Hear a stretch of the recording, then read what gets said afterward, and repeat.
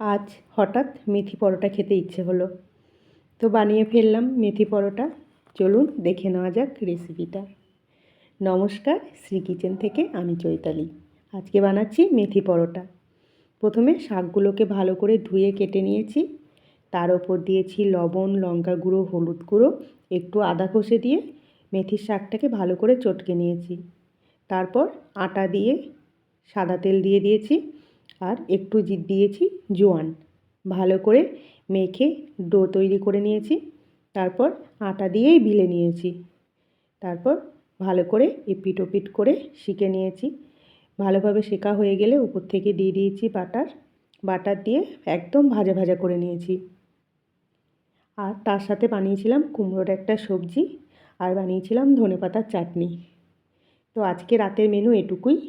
ভিডিওটি ভালো লাগলে অবশ্যই জানাবেন। শুভরাত্রি আমার সকল বন্ধুদের। সবাই ভালো থাকবেন।